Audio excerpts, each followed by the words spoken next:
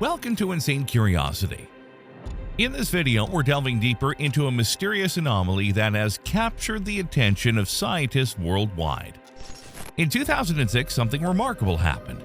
They noticed an unprecedented spike in a key greenhouse gas, methane, saturating our atmosphere.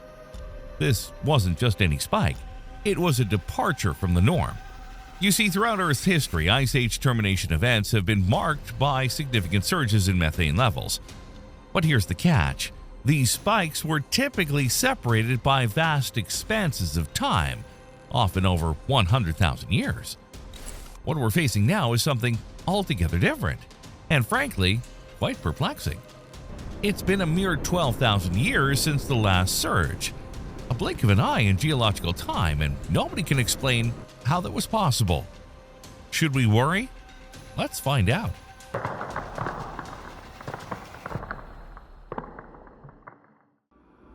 Quaternary period. In order to understand what is actually going on, we need to explain the period we live in.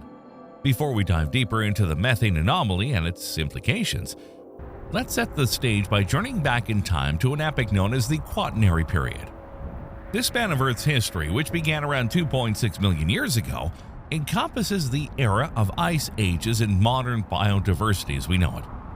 During the Quaternary period, our planet was teeming with a diverse array of exotic animals, many of which seem quite outlandish compared to the species we're familiar with today. Giant ground sloths, massive mammoths, saber-toothed cats, and even formidable woolly rhinoceroses roamed the lands. Now, within the Quaternary period, we find two significant epochs, the Pleistocene and the Holocene. The Pleistocene, often referred to as the Ice Age, spanned from 2.6 million years ago to a mere 12,000 years ago. This epoch was characterized by recurring glaciations, vast ice sheets, and dramatic shifts in climate. And then came the Holocene, which began around 12,000 years ago and continues to this day. This epoch marked a pivotal moment in Earth's history. The climate became more stable and the ice sheets receded, allowing for the emergence of modern ecosystems as we know them. But here's where things get truly remarkable. The Holocene also saw the rise of a new player on the global stage. Us, Homo sapiens. This is the epoch where human civilizations began to flourish. Glacial, interglacial periods, and termination events. So, from about 12,000 years ago up until today, we've been in a special phase of Earth's history. This is when most of the ice sheets retreated, revealing more of our planet's surface. Technically, we're still in an ice age, but it's like we're in the tail end of it, where ice doesn't dominate the landscape anymore. We call this part the Interglacial period, a time of relatively stable and warmer climate compared to the chilly glacial periods when large portions of Earth were covered in ice. This shift to a more stable climate paved the way for major leaps in human development. Agriculture took root, and the societies we recognize today began to take shape. Now let's tackle something that might seem a bit puzzling at first: Ice Age termination events. You see, both the glacial periods and the interglacial periods are phases within an ice age.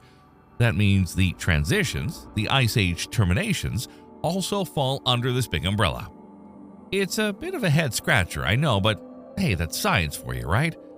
Now, as we zoom in on one of these termination events, a fascinating journey unfolds, revealing distinct phases that researchers have tirelessly explored for decades. Today, we've gained a deeper understanding of this process, so let's dive straight in. Phase 1. Deglacial onset. The deglacial onset marks the initial phase of an Ice Age termination event. This pivotal transition is primarily attributed to the well-known Milankovitch cycles, cyclical variations in Earth's orbit around the Sun. These cycles play a profound role in shaping our planet's climate. Now let's delve into the specifics. Milankovitch cycles encompasses three key elements. First, the oscillation of Earth's axial tilt. Imagine Earth as a colossal top, gradually swaying back and forth over thousands of years. This tilt is like a planetary dance move, affecting the way sunlight hits different parts of our globe. When the axis tilts more, the polar regions receive greater exposure to the sun's rays. This increased exposure leads to a higher influx of solar radiation and subsequently a more rapid melting of ice. As you can understand, it is a delicate balance of nature, and even the subtlest shift in this axial tilt can bring about significant changes in our climate over the course of millennia. Next, we have eccentricity. This term refers to the shape of Earth's orbit around the Sun. It's like a stretch or squeeze applied to the circular path we might imagine. When eccentricity is higher, the orbit becomes more elongated or elliptical. Conversely, when eccentricity is lower, the orbit is closer to a perfect circle. This subtle change in orbit shape directly impacts the amount of sunlight that reaches Earth's surface. When the orbit is more elongated, Earth spends part of its journey closer to the Sun and another part farther away. This means that at certain times of the year, our planet receives more intense sunlight, while at other times it receives less. It's important to note that these changes happen over incredibly long time frames, spanning thousands of years. They contribute to the complex dance of Earth's climate, influencing periods of warming and cooling that scientists study to piece together our planet's climatic history. Finally, let's explore precession. This term refers to a subtle wobble in Earth's rotation, somewhat like the wobble of a spinning top. This unique phenomenon has a notable impact on the timing of our planet's seasons. As the Earth spins on its axis, this wobble causes a gradual shift in the orientation of our planet in space. This means that over thousands of years, the position of the North and South poles has changed in relation to the stars and the Sun. The cycle of this wobble takes approximately 23,000 years to complete.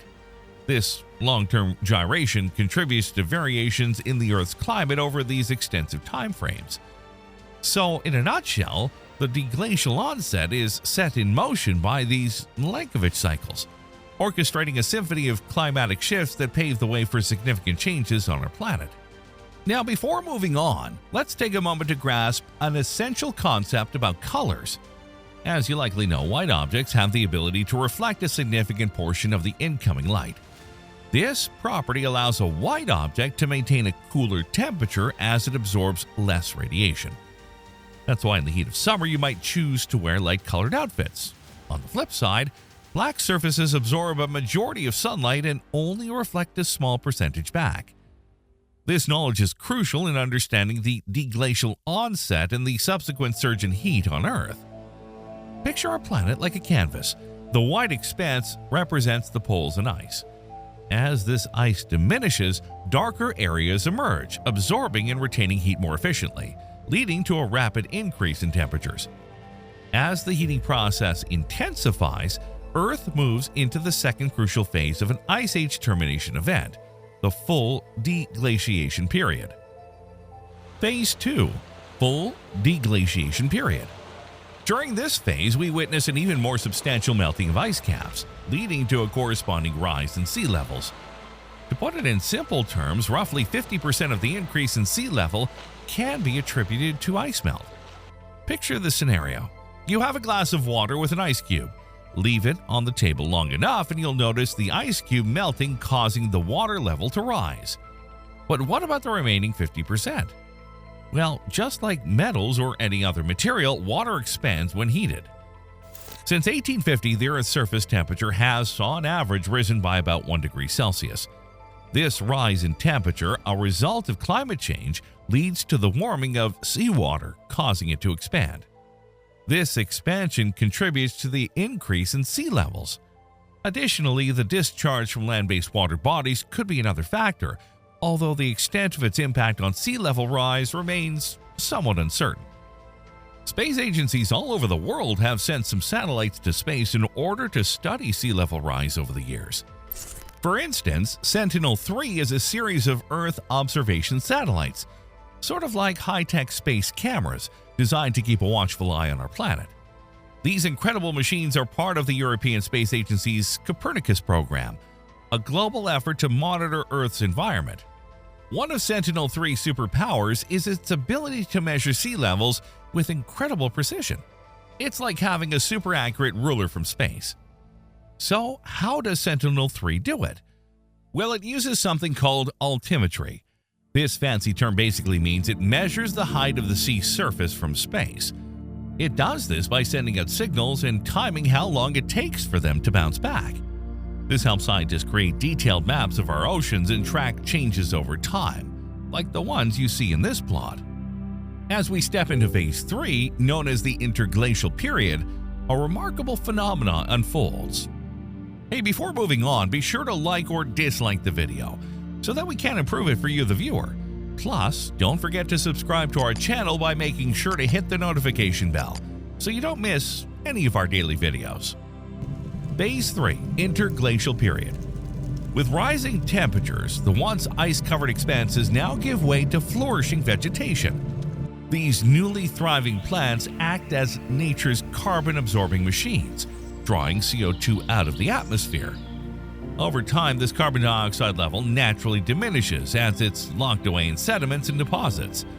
It's a stabilizing process aimed at mitigating greenhouse gases like CO2 in the atmosphere.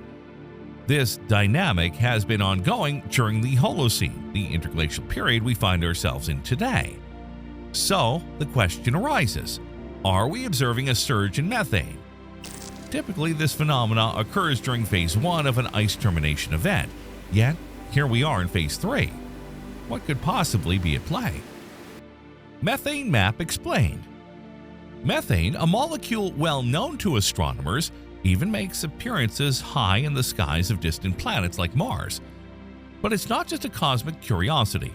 Methane plays a crucial role in life here on Earth.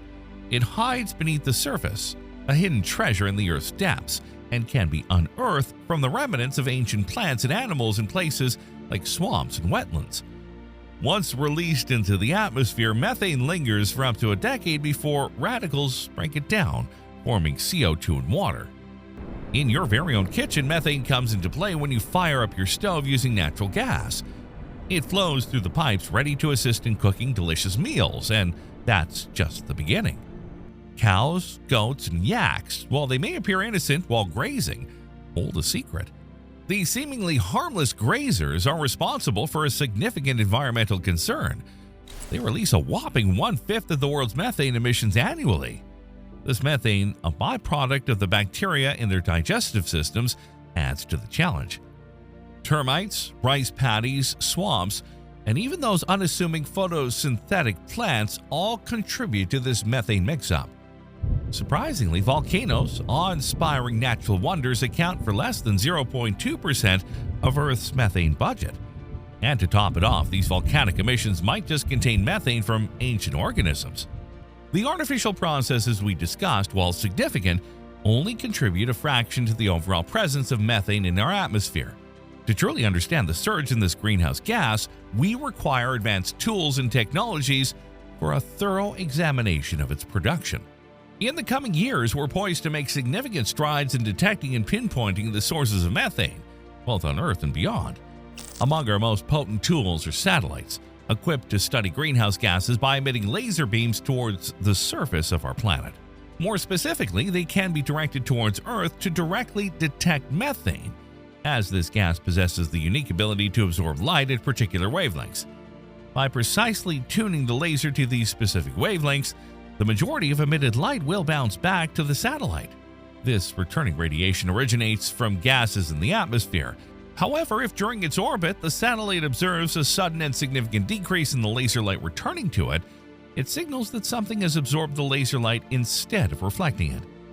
This indicates the presence of methane in that specific location, as it absorbs energy from the satellite. Conducting such studies over multiple orbits allow us to create a comprehensive map of methane sources across our planet, like this one. Recent studies using advanced mapping techniques have shed light on the sources of increased methane levels in our atmosphere. Surprisingly, the majority of this rise can be attributed to natural factors rather than human activities.